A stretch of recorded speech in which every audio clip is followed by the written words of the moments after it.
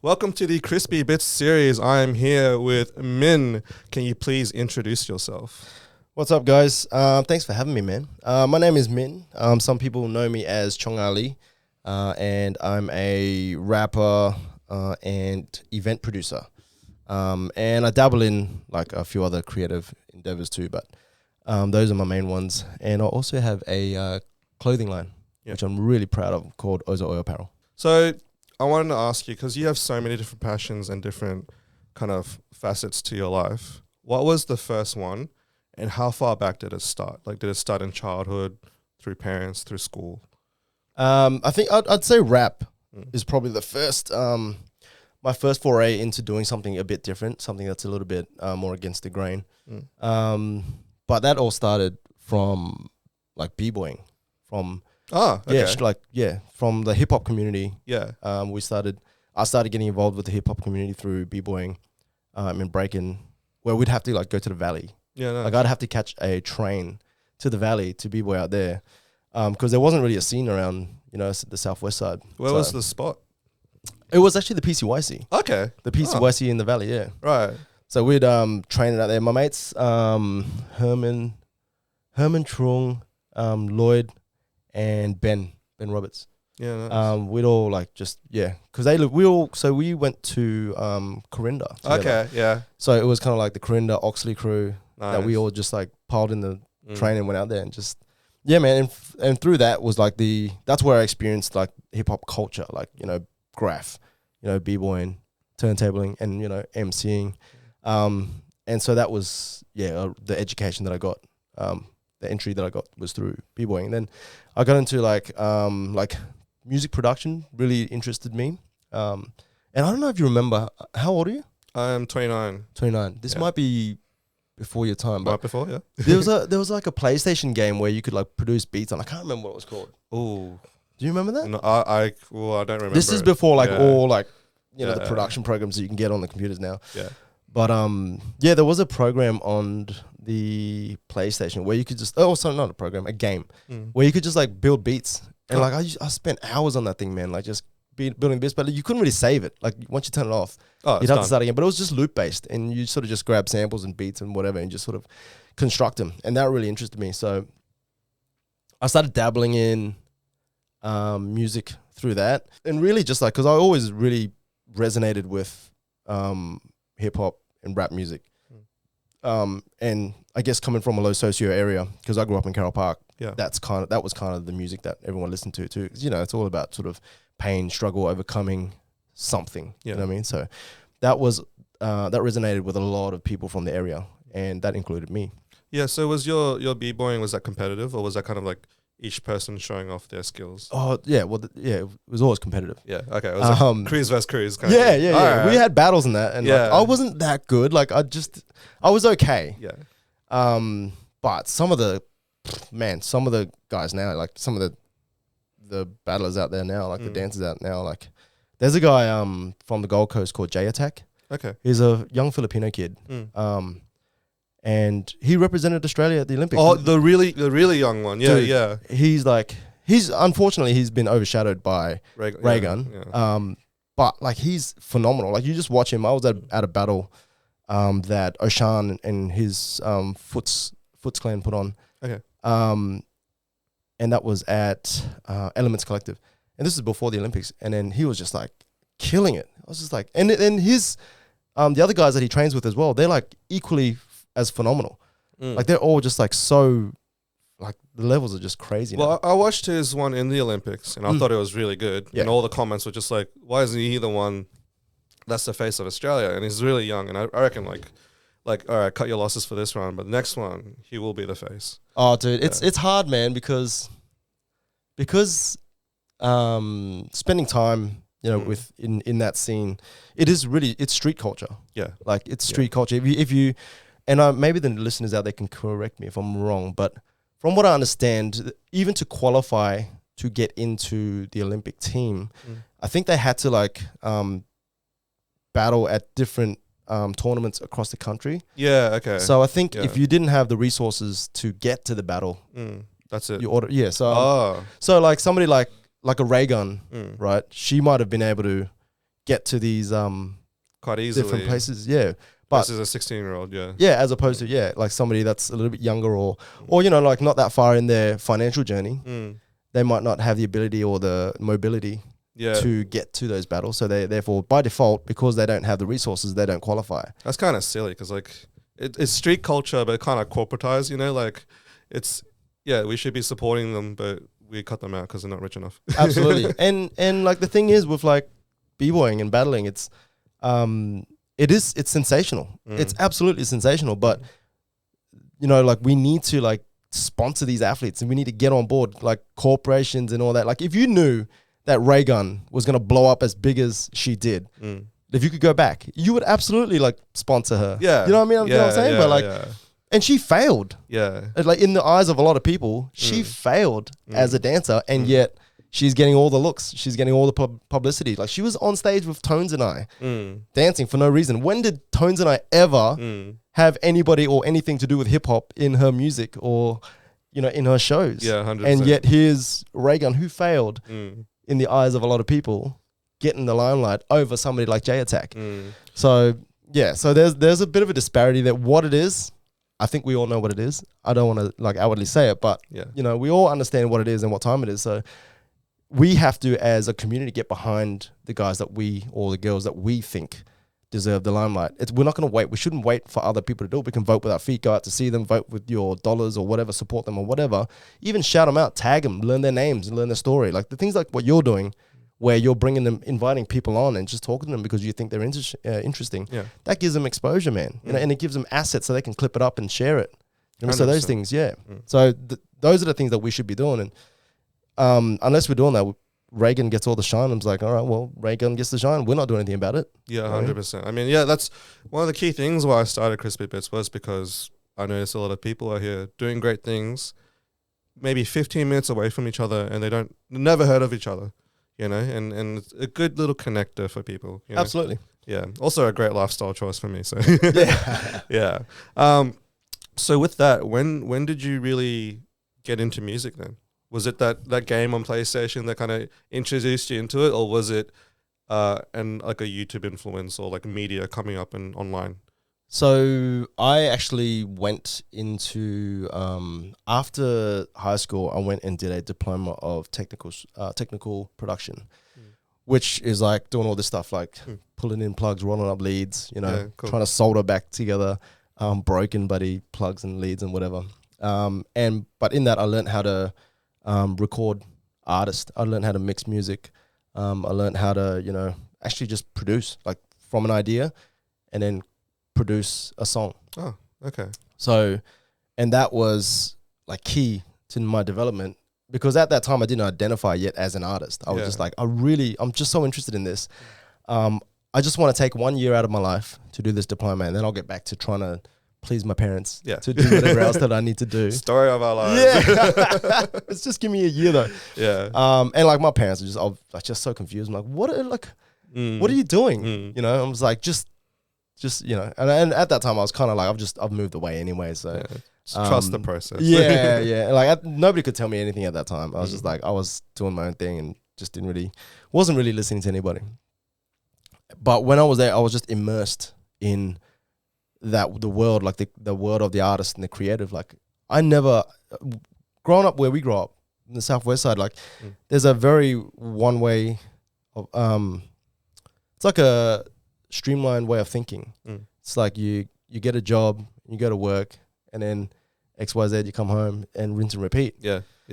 And that's great. That's safe. It's stable. I understand that. But for a creative like me, there was something yearning in the background. I was like, man, I just feel like there's something more. You know what I mean? And so like I just followed that feeling and that yearning, and then I followed that into that course because I discovered I was like, oh, actually no. Before I even got into that course, I had to do a music management course because before you get into the technical production course, you have to kind of have some sort of experience in the music industry. Yeah, cool. Right. And the only way I could get in was the music management or music business course. Right. And it was like a 6-month course because before that I was in marketing. I learned, business marketing stuff. So that kind of made sense, like business marketing. and then sidestep into music business. Yeah. And then from there, I was like straight into music technical production. So Yeah. I've got this whole scope covered. Nice. From the idea, and I know how to market it, and I know how to sell it and all that, and then now I know how to make the product. So yeah, once I was into the production world, and I was just deep in hanging out with artists and like learning that you could just be in your garage practicing your guitar and with your band, and then you can go out to a pub and they'll pay you $100 and you can play for 40 minutes. They'll give you a couple of beers, and then like, you take heaps of photos and all that. And I was like, wow, this is crazy. This is awesome. You know what I mean? Like they're going out, and on the weekends, and that's where like they'd come alive. What I was used to was like, the weekend would come, you go and with your boys, get hammered, or you'd go fishing, whatever. And that's great.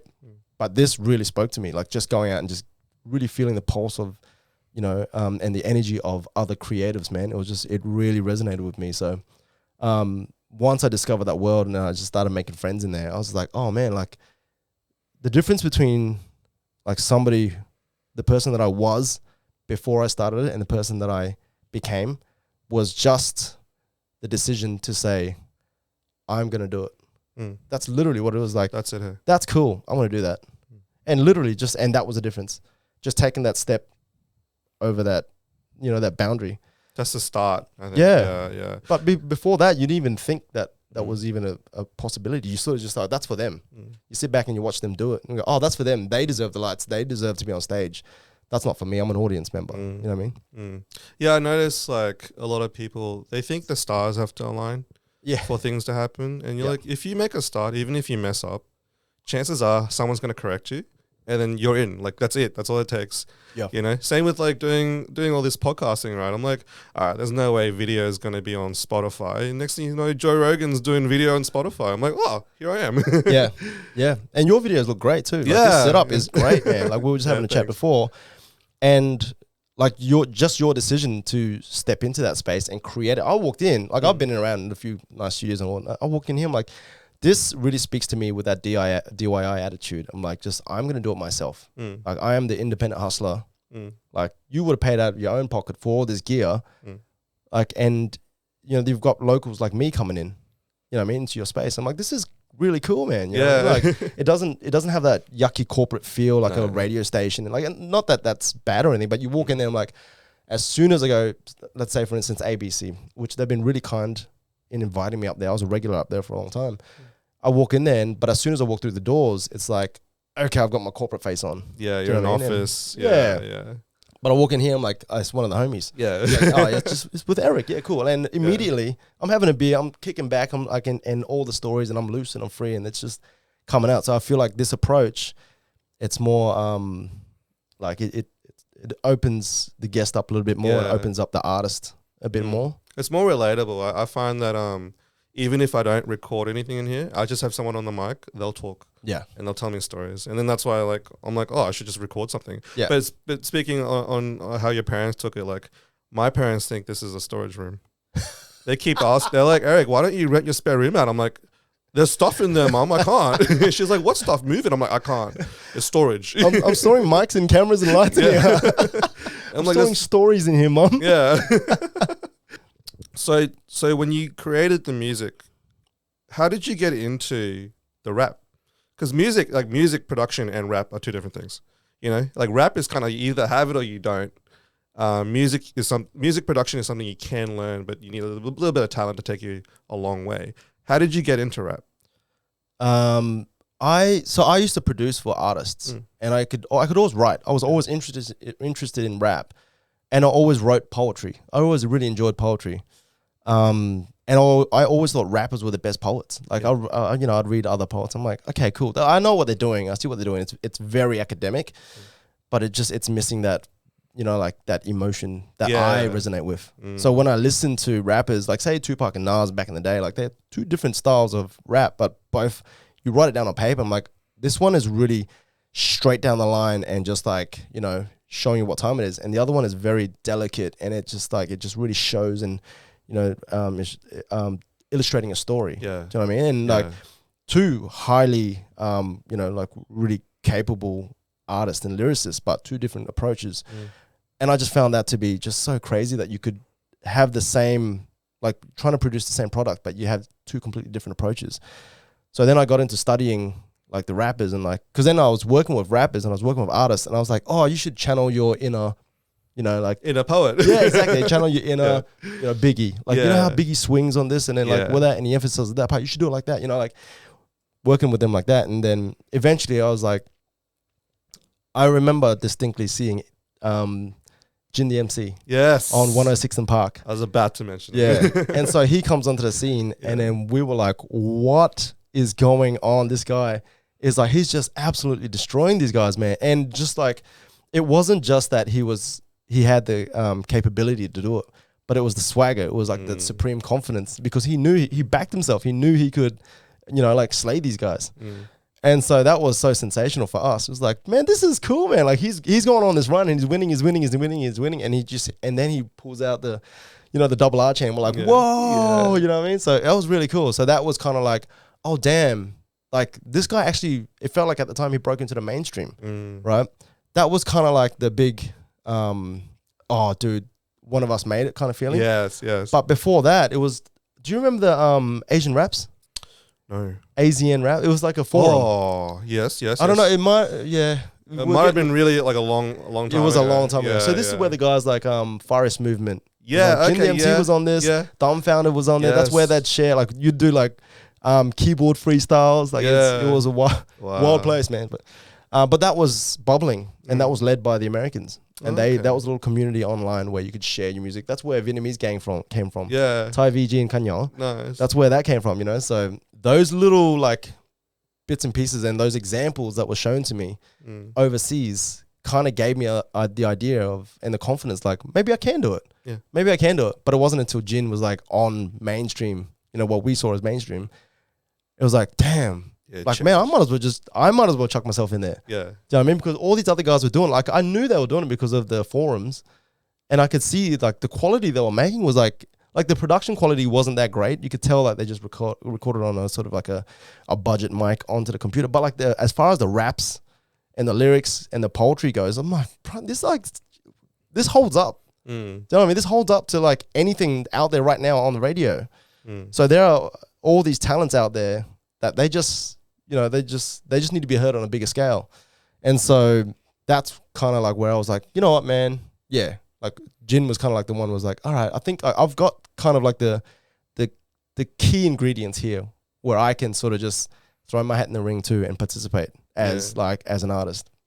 So like, yeah, for me, it was like, you know, my heroes are like Jackie Chan, Jet Li, and then MC Jin. It's like not even martial arts, but like dude just murdered it. Yep. And then everyone else who came after him, like Dumbfounded. Yeah. Like I remember watching one of my first exposures to battle rap was Dumbfounded. I think it was like an LA grind time. They're in the park. It's an Asian on Asian thing. I forgot his name. He's Manifest or something? No. Maybe he's bold. Yeah. His style he was good like, too. Yeah, his style was like angry, right? Yeah. And then Dumbfounded was clowning, and then he somehow made like a punchline about the other guy running a laundry business. I'm just like, bro, I like fell off my chair. I was like, no way. They both did really well. I think. Oh man, it was very close. Sorry, I'm just gonna look up his name. No, I feel like I'm disrespecting him by not looking up his name. But he was like strong, and he reminded me about a lot of rappers that came after him. Tantrum. That's it. Tantrum. Shout out to the homie Tantrum. Yeah. And there's him. Later on in grind time, I think there was A-Class. There's another one. So a whole bunch of like just different styles. Yep. And they were killing it. Yeah. And like we're in Brisbane watching this. Before that, I feel like everything felt so far away. Yeah. Like if it wasn't for the internet, you'd be hard pressed to find any artists or like an example to follow behind. You know, and it was funny because these guys, even though they're similar age as me, I didn't see them as peers. I was like, no, these are the leaders. Yeah. These guys are showing us how to do it, and we are just emulating it. It just felt like we were guests. Like we could peek open the curtains and just go, oh, look at the cool shit they're doing over there, man. And like, oh, maybe we can do it over here. But like doing it over here kind of just feels like, oh, like we're doing an imitation of it. Yeah. Like it's not LA. Yeah. No, but it's not. It even like the hip hop, like the rap side of it. like what I see in Australia, it's like it does kind of feel like that. We're like emulating this thing that we think how it should be. We don't have that cosign. We're not close enough for, you know, those leaders in the scene and in the community to come through and go, yeah, man, that's cool. Like, I'll give you an example. Say, for instance, if you're learning a martial art, let's say you're learning Brazilian Jiu-Jitsu, right? And you're just learning off videos. You're just learning off videos, and you might get really good at it, but you're just doing the technique, and you might get, you know, the technique good, but like, and it feels like until you have like a proper black belt from the Brazilian Jiu-Jitsu scene come to you and just go, okay, cool, I'll grade you, I'm gonna throw a belt around you. That's when you're indoctrinated into the community. So I feel like the hip hop scene back then, before that, we weren't quite there yet. You know what I mean? But I feel like through the hip hop, the actual hip hop scene, not the rap scene, but the hip hop scene, that felt more like it was included in the wider world hip hop scene. Because before that, we had the guys that we used to b-boy with. Oh man, the name escapes me now. But the Australian team, they represented us in Battle of the Year, which is the big international battles back then. Okay, all right. And we had an Australian team, Rapid Fire was their name. Yeah, so C's Exit, B-Boy, Versatile. There's a whole host of B-Boys back then, and they represented Australia. So they were in the actual international battle. So it kind of like, they brought that culture back to Brizzy. They're from Brizzy.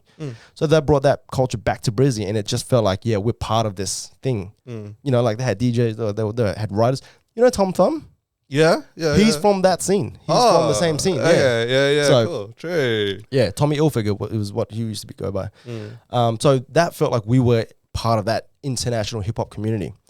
Whereas some rapper that's in the suburbs that was just rapping, you know, into a screen, it doesn't feel like it's, you know what I mean? But not to say it's not, but there is a little bit of a divide. You need the injection of culture, and like you don't have the law behind it, you know? Absolutely. There's got to be some sort of connection to culture if you're dealing with culture, because it's hip hop culture. You know, rap is just something that you do. KRS-One said that. It's like rap is something you do, hip hop is something you live. Right. So there's a big difference. You can be a rapper all day, but you can, you know, like there's a difference between taking from the culture and giving to the culture, and contributing to the culture. Right. So one is going to help the scene thrive, and the other one is just going to starve the scene. So it just depends on how you see it, what your approach is. And again, it's like, it just comes down to people. If you like what you see, you should vote with your feet or vote with your dollars, and, you know, like support those. Again, back to like, you know, the ray gun and the J attack. It's like, then if you get like some trash rapper that's up there at the moment, it's like, don't complain. That's what you get. Yeah. Because you didn't vote for the guys that you really liked.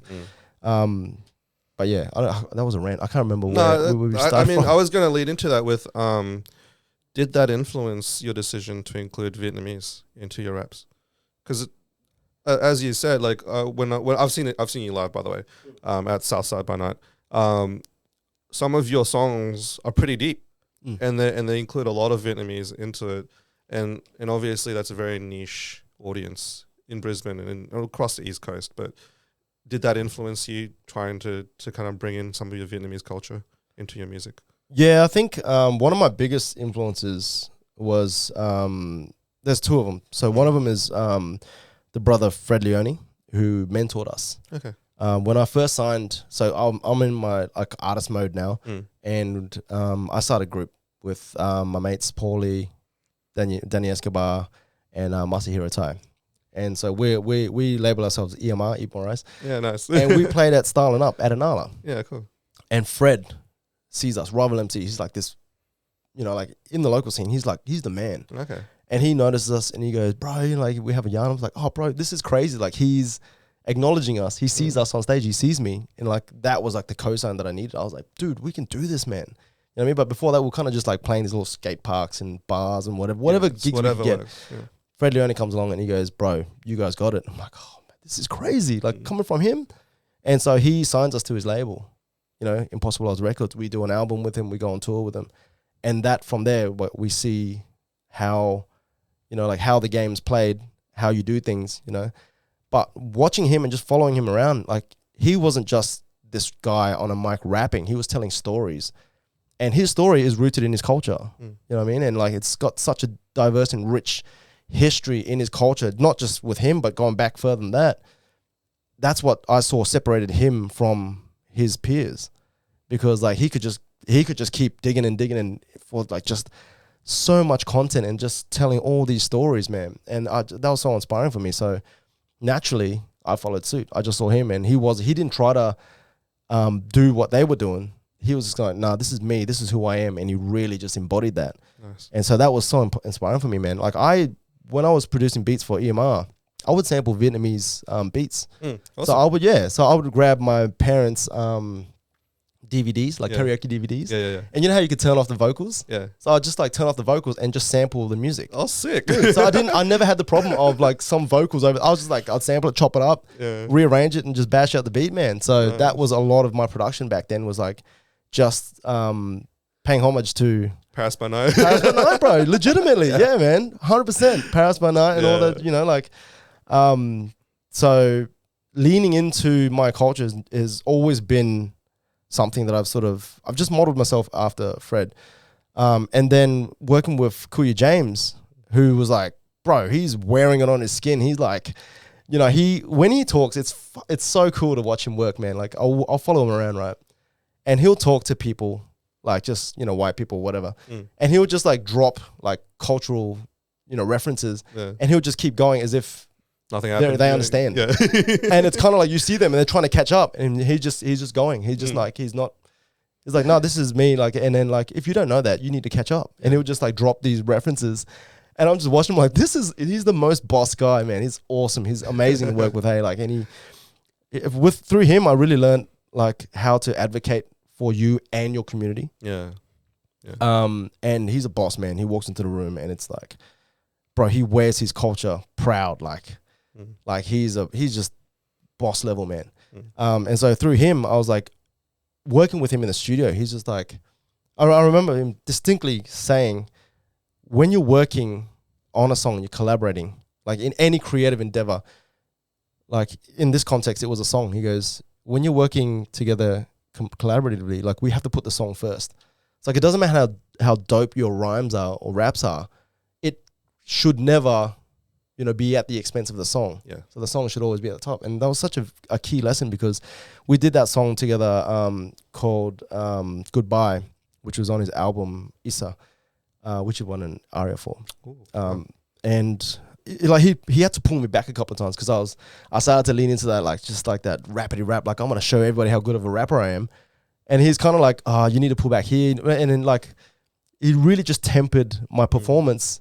And then I remember just going, okay, well, I don't really understand what he's doing, but I'm gonna trust the process and I'm just gonna go with it. And then I went with it, and then he went and sent it off and got it mixed and mastered, and he sent it back. And then I was like, I see now. Everything fits exactly where it should be fitting. It just felt like this one whole piece, as opposed to beat rapper. This was just like this one whole thing, you know? And that was like because there was a lot of cultural elements to that too. And there was a bar in that song where I went something along the lines of, I can't remember off the top of my head now. Yeah. I should, but it was something along the lines of like, you know, even though I'm basically saying like I'm rapping about the country, the motherland, even though they'll never understand what I'm saying. Yeah. And then just deep. That's deep. Yeah. Because it's like a love letter to like this country that like feels like home, but it is not my home. And I feel like there's that sort of touches a nerve with a lot of people. Yeah. Yeah. And then I heard it back and I heard it back. I'm like, man, how come? Like, why don't I try to, you know, like, why don't I try to connect with them through language? Because like I know how to kind of speak Vietnamese to my parents. Yeah. You know what I mean? Yeah. But the decision to do Mok Bai Thơ was like, and that's the first English one that I wrote. It was my cousin literally wrote me like a letter, but it's weird. He wrote me a letter. Yeah. And he was like, I got my mom to translate it for me. Oh, so he's from Vietnam. He's from Vietnam. Okay. Yeah. So my cousin in Vietnam, he wrote me a letter and he's like, yo, like I really like that you're doing raps and I like your music, but I can't understand you. Why don't you write something in Vietnamese and just see what happens? And then he writes it down on a piece of paper and then he takes a photo of it and he sends it It's to very me. Vietnamese. I'm just like, why don't you just type it down and like send me a message, man? But there was something poetic about it because he handwrote it. And like, you know, like it's different when you handwrite something, you can really see somebody's personality through it. You know what I You mean? can see his feelings and stuff through it. Yeah. Yeah, absolutely. So It's cool that you mentioned that you had to get like kind of humbled a little bit with your rap, because it's the same way what Pharrell did to Snoop Dogg. You know, drop it like it's hot. no, That's tell what me he did. what happened? Snoop Dogg did the same thing. He kind of came in all swinging, and then Pharrell's like, it's not working. It doesn't match the music. Just take it down You're a right. notch. Listen to me. And then, you know, you see the hit now. Like, it's been how many years and still Yeah. playing in clubs? Like, Yeah, definitely. yeah. Yeah. So that's what a good producer will do. Mm. A good producer always prioritizes the song. Mm. Doesn't matter how big the ego walks, like how big the ego on the artist is. Mm. They will always be able to find a way to temper that ego Yeah. and humble them, Mm. and then like just serve the song best. Yeah. So that's cool, man. I didn't know that. I heard something. He did that to Madonna too, I think, and then I she was think like end up crying or something. He's one of those people who can like just really feel music. Like, there's a video of him and Kanye side by side, and they're listening to a sample, and they're both analyzing it at the same time, just non-verbally, and then looking at each other like, oh yeah. yeah. That's cool. Yeah, it's sick. I wanted to ask you though, so who gave you your rap name? Was it you, or was it someone that bestowed it onto you? It was kind of like a. So there's a couple of people that did that. One was there was this policeman at Inala. So I used to box at the Inala PCYC when I was like 16. I started boxing there when I was 16, and he was a Samoan police officer, and it used to be always used to be around the PCYC. You know, like I'd hitch a ride with my mate, and we go train. This is when I was in high school, right? So, and was he just patrolling, or was he also? No, he just in like he was in the PCYC. Yeah. He'd patrol as well. Yeah. But I'd see him here and there, and he'd see me in the gym. He goes, "Hey, Muhammad Ali," you know, like, yeah. So it was always cool. Like it was just cool. Like it just like felt like somebody like a kind of like an uncle. Yeah. Just kind of just around, and you sort of just banter with them. Yeah. That's always how like Samoans and Kiwis and Pacific Islanders just feel like family for no reason. Yeah. It's like I think like they just grow up similar to us, like just community minded, family first kind of vibe. You know what I mean? Like, and I you like, eat their food. It's like really similar. Yeah, Dude. 100%, man. It's very comforting. You know? But like I always got along with him. And there was one night we were out just in the streets, up to no good. You know, at night, and then something happened, and then I remember him coming up, and he goes, "Oi, Ali, was that you?" And I was like, "No, I didn't even know what was happening. I don't know what happened." And you know what I mean? And then he goes, "You guys better like get it together because the rest of the crew's coming. The rest of the the boys and blues coming." And I always remembered like, man, like what an amazing guy. You know what I mean? Like, he could have just like arrested. he could have, he could have. But he legitimately like, because he could see that I was trying to do something with my time. Like the sun went down, and instead of me being out, just getting up to no good, at least I was in the gym. Yeah. At least I was trying to be better at something. You know what I mean? Yeah. And I think that that sort of he could see that in me.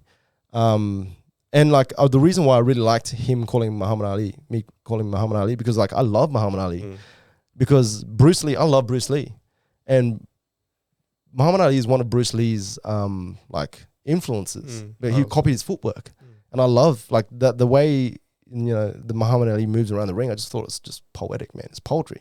He never looked like unstable. He always looked like always so sure of himself, and the things he did politically as well. He just stood up and put himself out there, and he paid the cost for it, and he did it with a smile on his face, man. He was like, no, like just that defiance, man, and just standing up for what he believed in, and that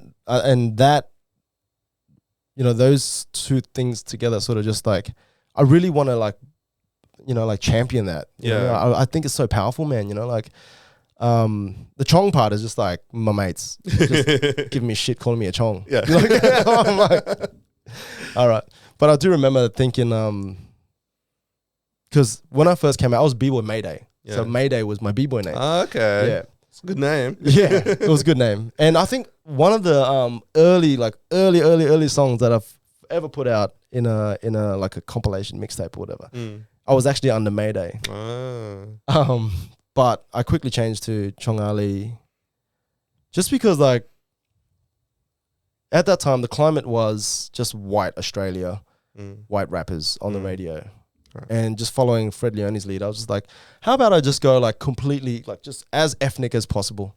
You hear the name Chong Ali, it just cuts through the noise. I'm like, what the fuck is going on here? Who is it? You know, like, it really just symbolizes who I am as a person in, 3 syllables. Yeah, nice. And it's like the most ethnic possible. Like, I could be from anywhere else in the world except Australia. Yeah, and honestly, when I first heard your name, I was like, I don't know where this guy's from. Yeah.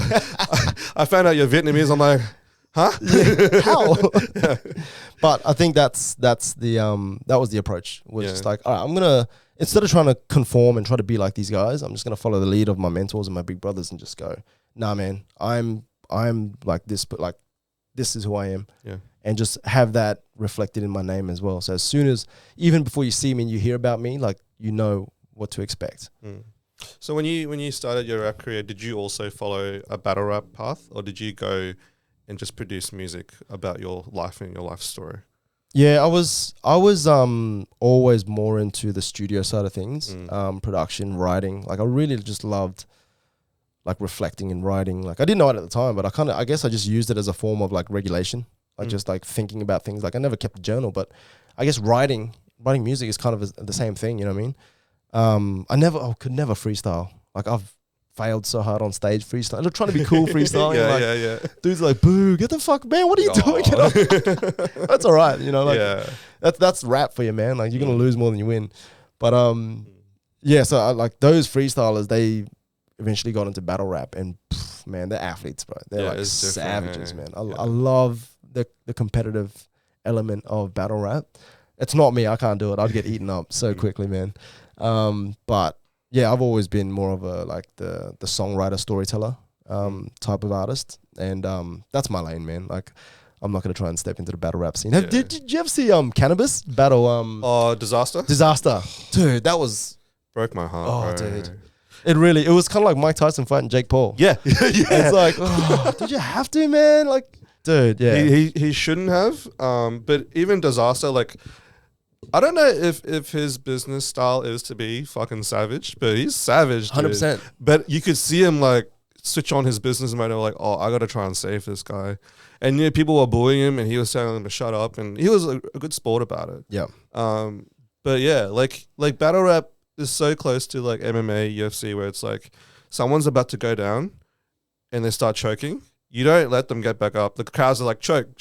Like, just, you're gone. Like, walk out. Yeah, you you're know? looking for that knockout. Yeah, and you have to come back with a haymaker just to be in the game. Yeah. It was brutal. And there's so many times where it's like, Dom Fannet, for example, and there's like huge comment wars saying he won the battle, this guy won the battle, it's him or Conceited, Oh, dude, Conceited was great. Yeah. I loved him, man. That was a great match, for a comeback match as well. Yeah. So Yeah. that was wild. Dom Fanet's goated, man. Like, I just think, like, with the amount of things he's done for the culture, for Asian culture, not just Asian culture, but for hip hop culture as well, man. He was just such a leader in the space. Even with his podcast now, like, it's huge. Yeah. Yeah. It's great, man. It's amazing, man. Like, I just think, because we were around to see him come up, and it just felt like one of us, just admiring from a distance. And he goes, man, like, a lot of his upbringing is very similar to ours, and, like, look at him, man. He's killing it. You know what I mean? He's like killing it. It's so cool to see, man. But there was so many years where I'm just like, I noticed how hard he was trying, but he wasn't getting the same traction as everyone else. And it wasn't until, like, I think it was like Anderson .Paak. He made it. Yeah. And then the whole crew, I could just see it in their eyes. The whole crew was just like, oh, fuck, we're in. Yeah. Because he was staying with Dumbfounded, eh? Like, he used to I think so. It was a swim team. I think. Yeah, swim team. Yeah. Dude. He was Breezy Lovejoy back then. Yes. Yeah. Yes, it was him. There's a whole bunch of other, like, artists on YouTube. Like the golden age, That's cool. We always say, back in my day. Yeah, back in my day. These kids these days will never know how hard it was. I think at that time, like, it was such an amazing era to capture an audience. That early YouTube era where, like, before advertising and all that, like, it was organic, reach. Yeah. If you made good content and it resonated with people, they would they would tune in, they would vote, they would subscribe. And that, And there's so much, like actually so much Asian content coming up. Like, I think it was like the 2010s. You know, there was like JK News, for example. Or, bunch of guys like, I don't know if you know Mike Chen, who just did covers for songs, and like Wong Fu, come on. Bro, My Chonny. Yes, Sydney, yes. Yeah. And I still watch his travel vlogs. Yeah. And dude's killing it. That's so I really like, I don't really tune into My Chonny too much these days. I kind of like every now and then check in and see how he's going. And see what he's doing. But he's such a good example of how somebody can mature online, and like his content matures with him. You know what I mean? Like he doesn't stick to the same, he's not silly, goofy self, but which was so fun back then, man. But now he's sort of matured, and then like you can see that he's become a man, and it's like he still like has a little bit of that funny personality thing going on. But like it's so cool to see how he's able to like have his audience grow with him. You know what I mean? He did one skit kind of recently, and it was about the Sydney thing with the ibis. Oh yes, yeah, I saw that. And when I saw that, I was like, oh, like I'm really excited for a second, Flashback. It's like, do you know Joji? Yes. His old persona. Pink, what's his name? Pink. What's his name? I lost it. But you were on track. Yeah. But that character, or something. Something like that. You'll see him like kind of flip into that character sometimes on stage and stuff, and then everyone's like, "Whoa!" Just as a bit of a wink, to the OG audience. Yeah, no, that's right. I love that, man. I love how, and that's artistry, man. Like that's being able to evolve as an artist, because like it's cool to be a one trick pony and do the same thing over and over again. But I know from myself, like if I perform a song that I don't really like, but everyone else likes it, a piece of my soul dies. Yeah, every time I do it. I mean, look, I think my last guest also said that he's like, really? he DJs, and in there's songs he knows that the crowd loves, but he doesn't personally love, but he'll play them because he knows that everyone else loves it, kind of thing. Yeah. But that, for me as an artist, I have ownership over over that, like, and so like I'll rarely ever do something I don't want to do. Yeah. Nice. Because my ultimate goal always is to perform on stage and connect with crowds. And if there's anything getting in the way of that connection, I'm going to drop it. Even if people love that song, I'm dropping it from the set. It's like, I'm sorry, you're not going to hear that song. If you want to listen to it, you can hear it on, YouTube or something. Buy my old album. Yeah. So mentioning that, like, not being a one-trick pony, you're not just, like, in the music scene. You do other things. You do an apparel. So let's talk about that. How did that come about? Man, the apparel thing, like, I've always been interested in fashion.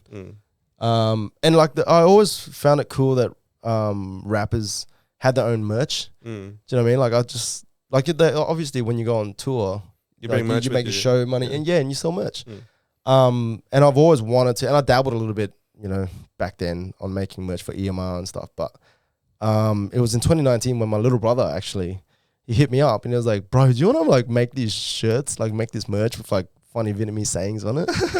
I was like, hell yeah, let's go, man. And then he hit up my nephew, and then my nephew was like, yeah, let's do it. And so like just within like, a half hour or so, we just started Oizoioi. Like that's how it starts. It's always how it starts. Dude, it's like when you have a good idea and you can pitch it and people have energy for it, you just gotta go. You gotta go. And we that's how it started. We just started designing shirts, and my nephew had a good contact who he went to school with, who actually happens to manufacture clothing. Yeah. So we already had the sort of the infrastructure, and then we just, put some skin in the game, and off we went. I feel like every Vietnamese guy at some point in their life wants to design fashion.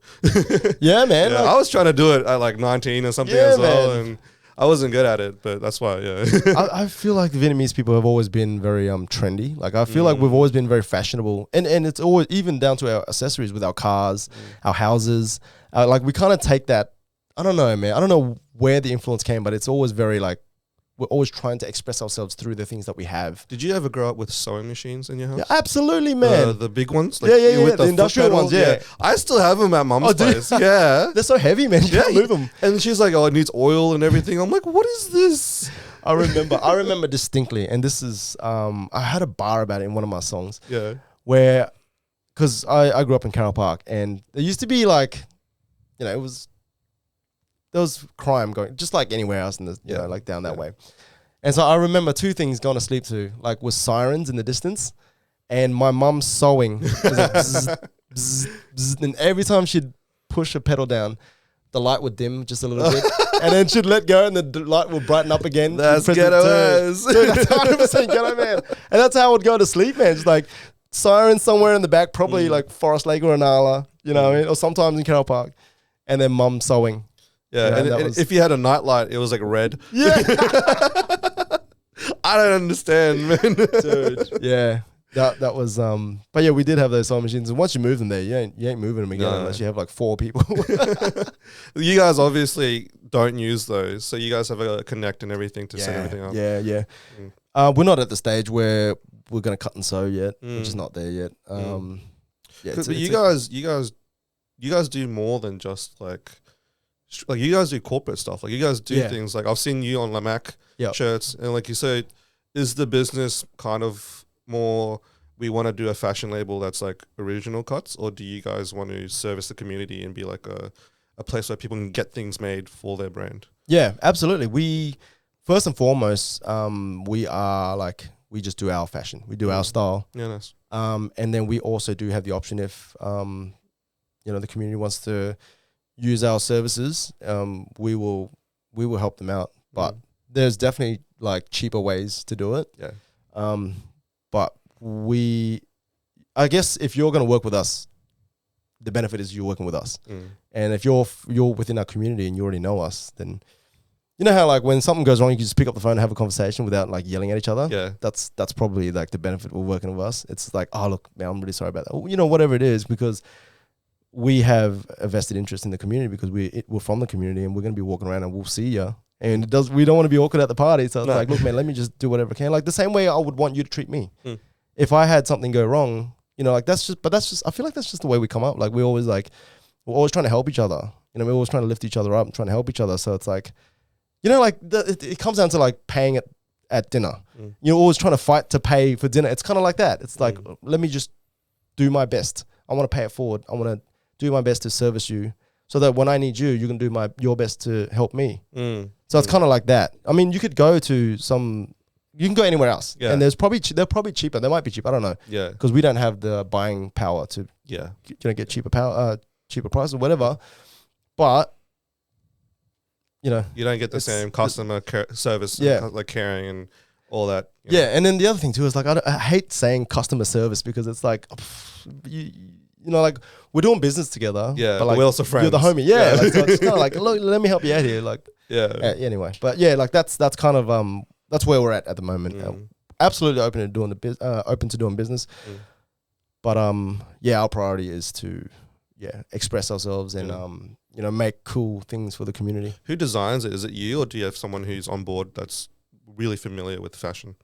We all pitch in. So we all have like, you know, meetings where we have like creative meetings, or like somebody will have an idea and pitch it and they'll be like, oh, that's cool. And what if you did that? And you know what I mean? Like, so the idea might spark from one of us, but generally we'll all sort of pitch in with the design, and then we'll have somebody that can, you know, put on the template. Usually it's the manufacturer. So we have a couple of manufacturers, one that's overseas that's really good with like putting our ideas. Like I'll do a mock-up in Microsoft Paint. Paint.net. Yeah. Man, the boys hate it, because they're like, they know he does Photoshop and all that. Like, you do it fancy, but I'm over here with my Paint.net. I'm like, hey guys, look at this. Get that idea. Yeah. But look, I just use it as a tool to communicate my ideas to the manufacturer, and then they they make it look all Mickey Mouse, man. Yeah, also, it reminds me of someone who, don't know if you know him, but he kind of started like a fake football club.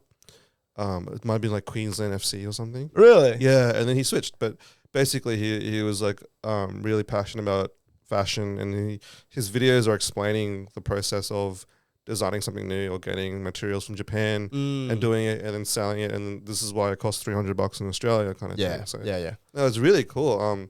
Honestly, I don't know that many, I guess, Asian-owned streetwear businesses in Australia, let alone, you know, anywhere else. I think there might be a few ones out there. They kind of, I think for a second there were like, that felt like there was one popping up every month. Yeah.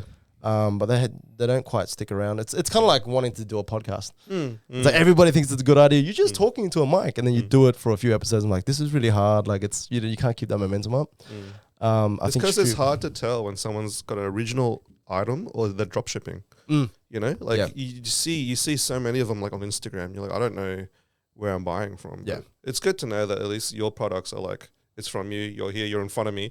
Yeah. You know? That's right. Yeah. You know, if I got a problem, I'll just talk to you. yeah. And then I'll talk to my little brother and go, hey man, what's going on? And he'll talk to the manufacturer. And we'll probably yell at them. They're good though. They're really good. Yeah. They actually came when they were here. They came to see us, and we had there was 3 of them. We had a big piss up with them. It was hilarious. Like, they barely spoke English. We don't speak Chinese, but it was cool though. It was like, we just like just piss head culture. You know, this will be sweet. We just started. That was cool, man. They're cool. That's sick. Yeah. So going on from your apparel, you also do Southside by night. And me, I had a little bit of history with volunteering for car shows. Oh yeah. So when I first attended Southside by night, I was like, how the fuck? Because the people I worked for couldn't find a venue. We were almost like blacklisted. You know? Right. You know, like the car scene's like, all right, modified cars, illegal, cops will rock up. Yeah. Here I am standing next to like 2 Lambos. There's a Honda EK or EG with like fire coming out the bonnet. That's an all-wheel drive too. Yeah, That's a and I'm drag like, car. what's going on? And then it's like sponsored by BrisAsia. I'm like, what is happening? Like, how? It really comes down to I started working with BrisAsia as talent, as an artist, and then I came on and I started facilitating like symposiums, they call it, which is pretty much a podcasting panel. Okay. Yeah. So I just came on as talent, and then I did that for a few years, and then I started doing production, like event production, like as an assistant. So I was an assistant production. So I was just learning the game from the back end now. And then I had ideas. I was like, oh man, you know, like that's cool, like what they're doing, and that's how you do that, and just learning on the fly and on the job. And then they came to me and asked me to help them in activate the Inala area, the south, that Southside area, southwest Southside. And then I was just like, look, I know I've seen the things that the council have done to try and activate and engage.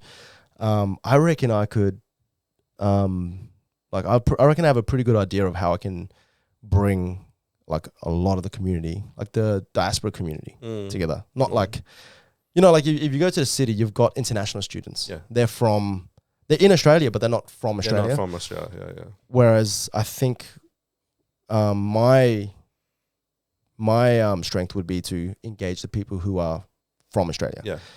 You know, and so because I am the person who would want to go to this gig, go to this event. So I know I love like beautiful cars. I love rap music, you know, and I love street food. Yeah. And like I'll just put that together. So I pitched it to them, and they're like, oh, okay, you know, like let's go. Like I could see that they weren't quite like, well, you know, hesitant, like but they were like very enthusiastic because it was like this brand new idea, and like I really like them, you know, like, and I think they're very open minded.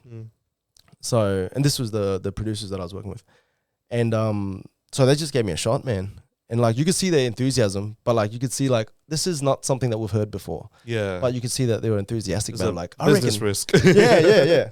And so they gave me a run, man. And like you know, I think the first year was a bit of a proof of concept. Yeah. Like it was just like, let's just let them do it to see if it works. And man, like the community showed up, bro. Like, yeah, like I couldn't have done it without the community. Like from all the artists that showed up, the car crews that rocked up, man. You know what I mean? Like it was insane. Like the turn up was crazy, man. I can't thank them enough.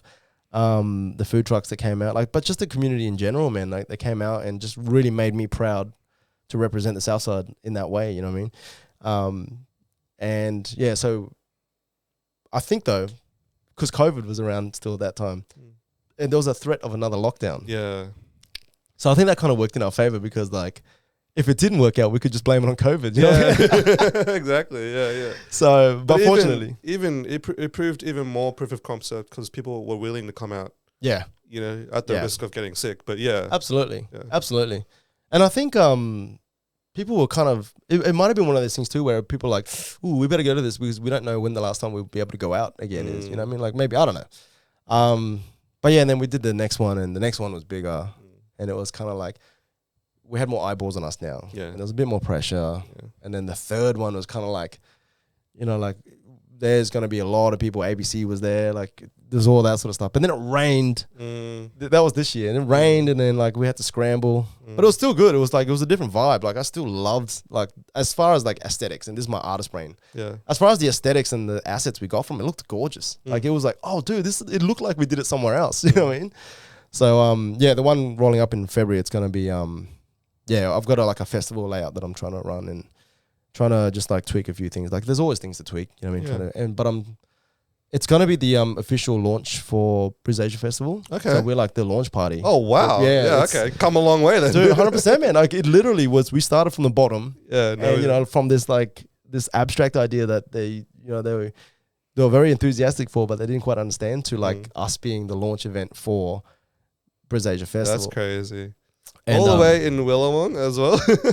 Man, we made them come down to us. Yeah. Because this is like, people voted with their feet. They came out. They came out and showed. Like the photographers out there, like, oh my God, like zoom out, zoom out, zoom out, zoom out. And like there's still people. Do you know what I mean? And like, so people who are like paying the bills, they look at them like, oh wow, the sponsors are gonna love this. Like this looks like there's heaps of people here, man. This is good bang for your buck. And like, you know who's gonna be there. People who like cars, people who love rap, and people who like, you know, street food. Yeah. So like if you're a sponsor, right, you're like, oh, that's like, they've got that market cornered. Let me just get my brand in front of these people. That's so good. Yeah, right. So good. So each year you kind of want to make it, I guess, bigger and better. I want to make it bigger and better each year, up until a point of where it, as long as it has that community feel. I don't want it to end up like, so I take a lot of inspiration for Southside by Night from a festival that I used to perform on called Styling Up. So Styling Up was a festival that they used to run in Anala. Okay. Yeah. Amazing festival. Indigenous hip hop festival. And that's where Fred Leone discovered us. So we were playing on that stage. Yeah, full circle. Yeah. And so it got big, and it got really big, but it got to the point of where it kind of lost its magic. Right. Where it started to feel like it was a bit too corporate. A little bit. Yeah. And like it didn't feel like the rappers that I knew and loved, the local rappers I knew and loved, weren't headlining anymore. They'd like, you know what I mean? Like they weren't even, they didn't feel like, it wasn't the same. It wasn't the same, yeah. But that's just my opinion. I don't know what their business model was or what their plan was, but it kind of got to the point where I was like, I don't really want to go to that this year. So just for me, just personally, I want to keep Southside by Night feeling like it's like still in the community. Like everything, even like the security guards that I hire that's Asuso. Okay. That's like a security guard. Like I know him. I used to train with him at Southside MMA. And it's like he's like this scary Samoan guy, like nicest guy in the world. But it's like that uncle on site that's looking after everyone, as opposed to a security guard trying to bust you. Yeah. But that's that community vibe, that community feel that I'm trying to keep. You know, I mean, it's like, no, like he's here to look after you. He's not here to bust you. You know what I mean? If you're being a knucklehead, he's gonna pull you up, but you're not in trouble. He's just like setting you straight. Yeah. That's the kind of vibe that I'm trying to create. So that's sick. Yeah. So how'd you come across like the car crews and stuff? Are they just mates as well, or? Bro, yeah. Look, okay. So the initial, I remember Varun, who owns 101 Motorsport, he invited us to his wedding, and he had it at Unitas. Like him and his 101 boys rolled up. Yeah. You know, to deliver the groom, and it was like just these beautiful cars, like JDM cars, like, you know, obviously R32 GTR, like whatever. And they just pulled up in a line, bop, bop, bop, bop, bop, you know what I mean? I was just like, this is the coolest thing I've ever seen. You know what I mean? And it was at Unitas Church. Nice. And so when I was pitching, I was like, Varun's wedding is what I want to create. I want to create that like initial like, holy shit, this is awesome. Do you know what I mean? So and then I hit up Varun, I was like, bro, remember that wedding? I want to create the same sort of thing. Do you reckon you and the boys would show up? And like, hell yeah. Like and every year he's just like, without a doubt, he was just there. He's just him. And like, even if his cars are pulled apart because they had jamboree, he was just like, he'll put them back together, and he even put them on trailer to bring them in. Yeah, I remember. But he brought the RX-8 in. Yeah, dude, I was like, oh man, he's the best. He's the best. Like him, the Bliss crew, car style crew. Yeah, like just all the guys, man. Because I noticed like they come and then other people with nice cars see them and they're like, oh, I gotta bring mine too. Yeah, 100%, man. But like that's where I think, because I'm not directly in the car scene in that way. Yeah. But that's why I feel like it's such a privilege for them to turn up. Like I mean, like you don't know me. Yeah. Like I've done nothing ever for you, but here you are showing up to support something that I'm doing, man. I can't thank you enough. And I probably never even talk to you in person. And I used to try to stand when they're driving off. I used to stand at the end, at the exit, and just shake their hands, just fist bump them as they're going. I'm like, thank you, man. Like that's the least that I can do. You know what I mean? And like, it goes a long way, man. Yeah, but like, man, it's so cool that they just turn up, man. Like I know a lot of them just turn up and they just want to have a sticky and just, you know, like, and that's cool. But the ones that actually show up, I'm like, yeah, now we're getting behind this thing. Like I remember this year, there was a bunch of people that because I made a video about like, look, it's raining, but we're still gonna go ahead. And there was a bunch of people that just messaged me and goes, I don't care if it's hailing, I'm showing up. Like, fuck yeah, bro. I'm like, these guys are legends, man. That's just awesome, mate. But yeah, shout out to the car crew, man. Yeah, awesome. And the Rise and Drive crew too. Like they're really cool. Rick's from Rise and Drive as well. He's awesome to work with. Like they're really cool, like track cars, man. You know? Yeah, having those different sort of styles of vehicles represented, man. It's really cool. Yeah, and I think the last time I went, I saw there's like a big truck. Yeah, huge, that was Anthony. Huge truck. Yeah, the truck limo. And yeah, there's like, you know, some of the legendary RX-7s from around Brisbane, like all of them were there. Hectic, eh? It's crazy, man. Insane. It was very Fast and Furious feeling for me. Yeah. Well, that was a lot of the inspiration was Tokyo Drift. It was like that because the reason why Unitas was perfect is because they've got that sort of industrial backdrop, and you've got those lights, and it just kind of just feels like this sort of decrepit, you know, sort of abandoned highway, like parking lot off the highway in Tokyo somewhere or whatever, you know what I mean? Like, and it's just got that vibe, man. It's a great vibe. But it's a great facilities there too. Yeah. Oh yeah. Of course. You walk in there, I'm like, holy, this is great. So my mate, so we had been fans of Lamac, right? And he worked at Unitas. Actually, his name's Darren. Yeah, I know. Yeah, I worked with Darren like I think it was the first or second year. Yeah. He's cool, man. He's so good to work with. He was like, yeah, I'm working with this dude called Min. And then he rocks up, and I was like, what? You look so familiar. He's like, oh, Chong Ali. But speaking on that though, I do remember, and I think Lamac is still quite involved. It was quite involved from at least the first two. Absolutely. In the food trucks. What is your relationship with Lamac? Man, and how did you get them to make a food after you? Man, Lamac was I saw Lamac when they first started out, and me and Tang have a connection. When they first started out, I saw what they're doing. I really enjoy what Lamac do. Like I think I vote, you know, with my dollars. Yeah. But there was just something missing on their menu. You know what I mean? And it's just I could see a gap there where it's like, bro, I reckon. Like there was this dish, and it was like, I think it was like rice and the fried chicken. I was like, oh, but then they have like the dry noodle with like the sauteed chicken or something. Yeah. But I was like, I used to say to Tango, hey Tang, can you take the dry noodle and just put it with the fried chicken, man? You know what I mean? Like, can I just have that? And he goes, oh yeah, all right, Chong Ali special, eh? Like, you know, like rolling his eyes at me. I'm like, yeah, man, like that's so dope. Like, how can you not make that connection? You have all these ingredients in front of you. It's, you know, like, and then people started coming in and ordering the Chong Ali special, and I was like, see, like this, like I'm doing your work for you, man. Like, and then through the Chong Ali special, you know, people from like my universe started being made aware of Lamac, and so fast forward to, you know, Southside by night. I'm like, hey, Tang, you know, come down to the event. We'll chuck Lamac in there, you know what I mean? And he's always been a big supporter of me and Southside by night. But it's when the Chong Ali special came out, it's like, oh man, that's what makes Lamac. Yeah, really, you know what I mean? 100%. And then the guy comes on this show. Yes. And then he starts going, bro, like, you know, like how can you say that I can't remember exactly what he said. I think he said it's like Macca's in a cheeseburger or something. The ingredients are just there. And he just put them together. Yeah, they are. And how come then there's always like a promotional menu where like they just use different ingredients together and then they use that to sell Maccas because, you know, like sometimes you want to go to Maccas and you don't want a Big Mac and you go, oh, what if I put like 2 McChicken fillets together and Big Mac sauce? Yeah. See, this is like the artist brain, man. Like we're creatives. We're bringing more value to McDonald's. Otherwise, McDonald's is just the same thing over and over again. You know what I mean? He manufactures a new burger with a new rep. This is where it gets me, man. He thinks he can do it twice. He's out here now. So now he's taking my model. Yeah. He's taking what I do, right? Yeah. And then he's going, oh, let's just like do like something different out the box. I'll make a sandwich. I'll make a burger with fried chicken. I'm like, that's what I did. I said, look, you know that fried chicken there? Like take this some other carb and put it with the fried chicken and like, you know, call it the Chong Ali special. He did that. He was like, oh, let's take that fried chicken, put it with another carb and call that the Law Burger. So I'm like, man, I did that first. Now you're copying me. And then he goes and gets Nathaniel Law, who's like this big hotshot MMA fighter.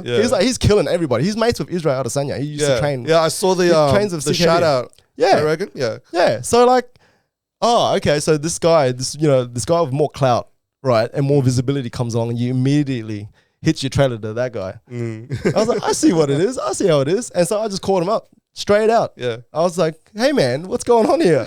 And so we had a showdown at the fight centers, the fight night. And Tang set up. And I was like, all right. At this point, I'm throwing bullets at everyone. I'm throwing bullets at Tang. I'm throwing bullets at Nathaniel. I'm like, all right, man, let's go. Chong Ali special versus against the Law Burger. Yeah. And Javi from the fight centers all involved. Of course, cool. We'll have the showdown at the fight night, bro. It wasn't even close. Oh, Nate Law destroyed me. Oh, he destroyed the Chong Ali special. Man, I left there with a tail between my legs. Oh, bro, rigged, like, dude. It was, bro. Look, I want to say it was rigged, but he got me. He got me fair and square.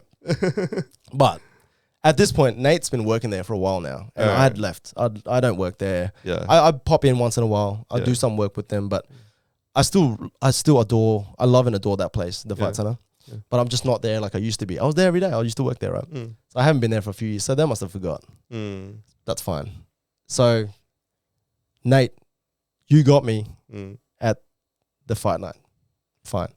But we're going to rematch at Southside by night. Hey, you're coming into my territory, bro. Let's go. I went to your territory. Look, you got me fair and square. You got me. You beat me. But now it's your turn. Come to my territory. Southside by night, January 31st, mate. We'll see. We'll see. I'm in the lab now, and I'm testing and tuning. I'm trying a few different things. I'm going to improve. And then January 31st at Southside by night, we'll find out. So you're going to come out with a new... You're in there with Lamac. I'm in there with Lamac. Well, I'm sneaking in there. I'm sneaking in there. I'm sneaking in there when Tang's not around. I probably shouldn't say this on the podcast, but there's somebody at Lamac that's a mole that's collaborating with me. He's he's leaving the door open. He's letting me know what ingredients are coming in. So I'm busy constructing. I'm taste testing. That's all right. Tang's busy. He's very busy at the moment, man. Good on him. Look, me and Tang have we have our ups and downs. I love the guy, but we have our ups and downs. It's when he came on here talking all that smack, man, I was just like, okay, I see how it is. So look, you know, it is what it is. I'm sure that we can settle this, but yeah, I'm sure it'll be fine after, you know, the 31st of January.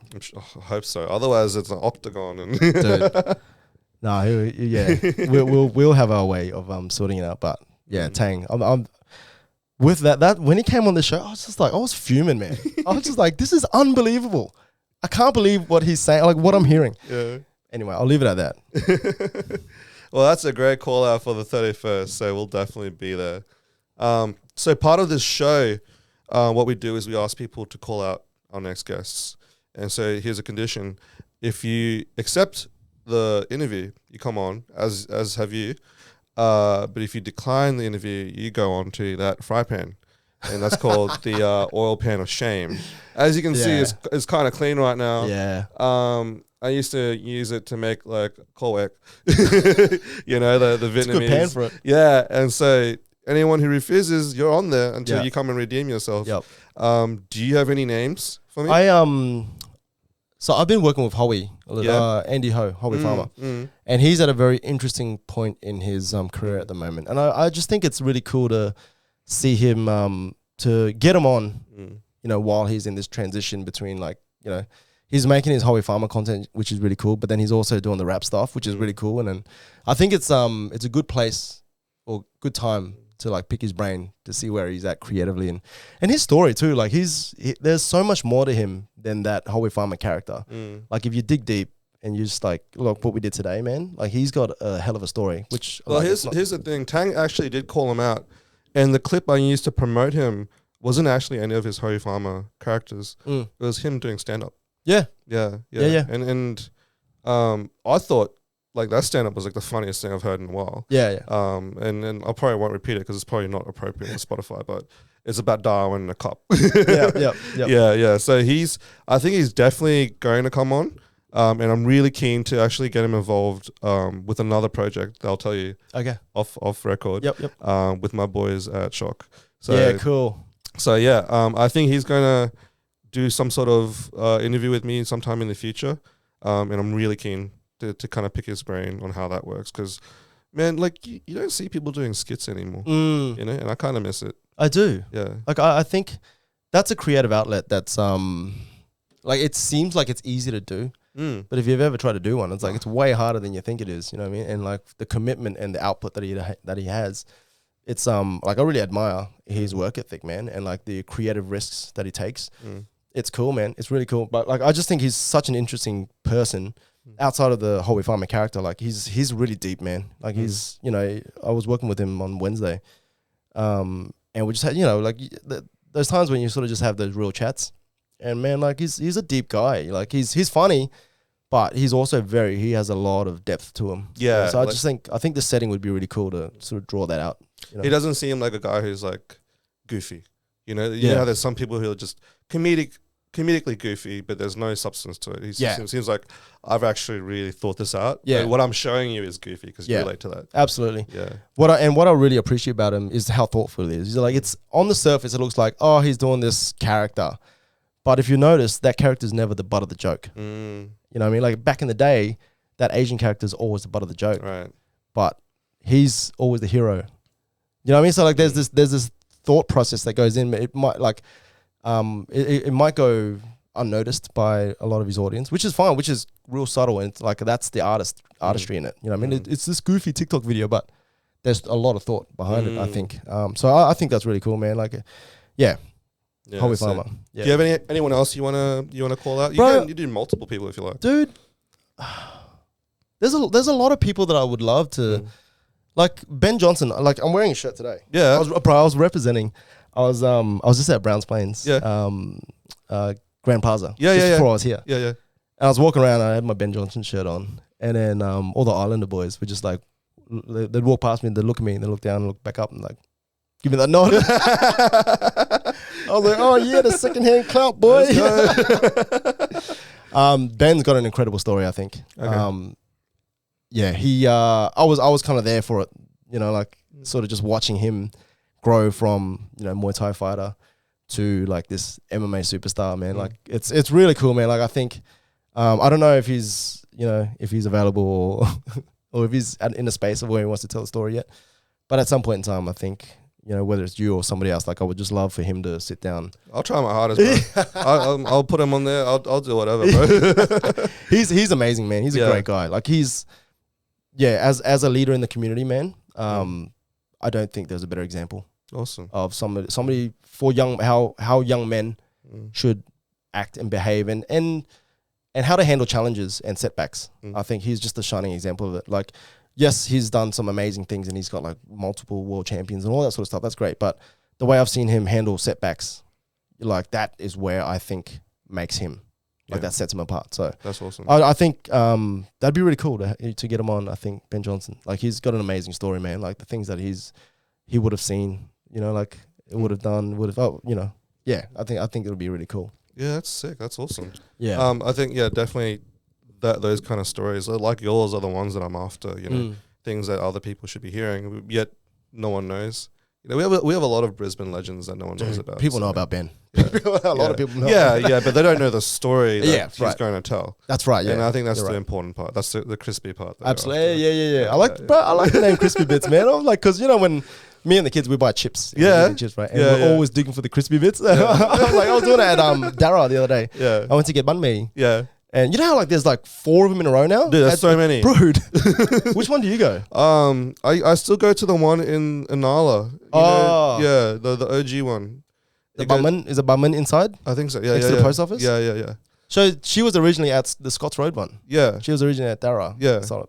But I go to this one now. I can't remember the name, but they keep every time I go, I never bring the card, but they chuck it on camera. A loyalty card. What's their...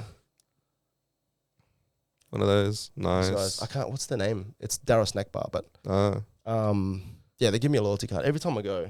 I forget to bring my loyalty card. I'll probably have like 14 free ones by now.